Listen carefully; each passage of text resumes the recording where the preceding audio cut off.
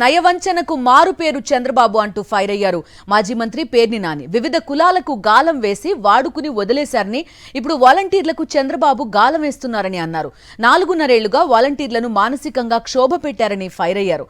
వాళ్ల ఆత్మాభిమానాన్ని చంద్రబాబు కించపరిచారన్నారు పేర్ని నాని.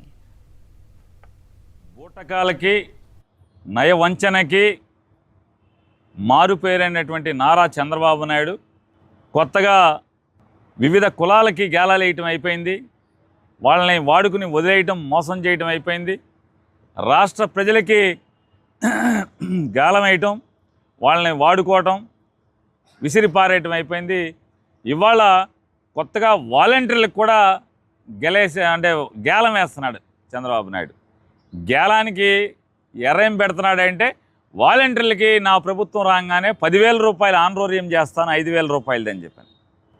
ఎవరయ్యా ఈ చంద్రబాబు నాయుడు 10,000 రూపాయలు చేస్తానన్నదంటే, గడిచిన 4.5 సంవత్సరాలుగా ఈ వాలంటీర్లని మానసికంగా క్షోభకు గురిచేసి, వారి వ్యక్తిత్వాన్ని హననం చేసి, వారి ఆత్మాభిమానాన్ని కించపరుస్తూ, వారి మీద మీరు బాంబే రెడ్ లైట్ ఏరియాకి అమ్మాయిలను నమ్ముతారని, మగవాళ్ళు ఇంట్లో లేకుండా తలుపులు కొట్టి ఆడవాళ్ళని లొంగ తీసుకుంటారు, మోసం చేస్తారు అని చెప్పని, అలాగే బియ్యపు మూటలు మోస్తారని, లేదా వీళ్ళు జగన్మోహన్ రెడ్డి గారి ద్వారా ఈ డేటా అంతా కలెక్ట్ చేసి డేటాని పరాయి దేశాలకు అమ్ముతారని, ఇట్లా వారిని ముక్కుపచ్చలారనటువంటి 20, 25, 30 సంవత్సరాలటువంటి 3 పదులు నిండనటువంటి ఆడపిల్లల్ని, మగపిల్లల్ని ఇష్టారాజ్యంగా తన రాజకీయం కోసం,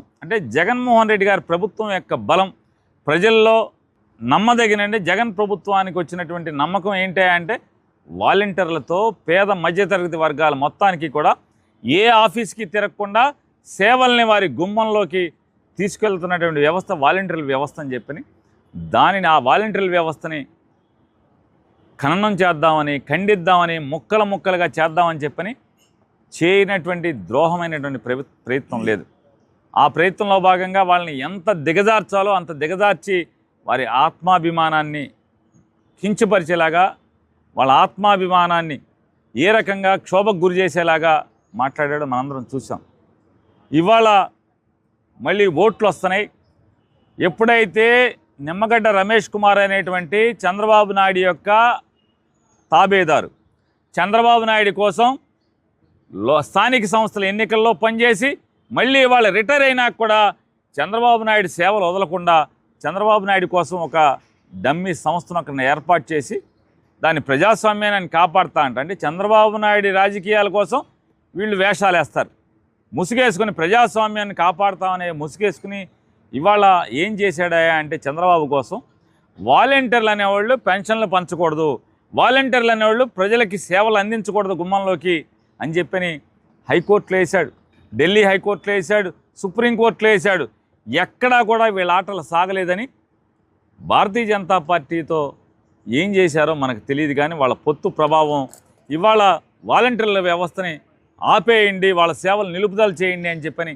ఎందుకంటే కేంద్ర రాష్ట్ర ఎన్నికల సంఘం వాలంటీర్లతో పెన్షన్ ఇవ్వచ్చు అని చెప్పని 29వ తారీఖు 30వ తారీఖు చెప్తే, 1వ తారీఖు వచ్చేప్పటికీ కేంద్ర ఎన్నికల సంఘమేమో నిమ్మగడ్డ రమేష్ కుమార్ అతను పిటిషన్ ఇచ్చాడు కాబట్టి వాలంటీర్లు పెన్షన్ ఇంటికి వెళ్ళి ఇవ్వకూడదు అని చెప్పని ఒక ఆర్డర్ పాస్ చేస్తుంది.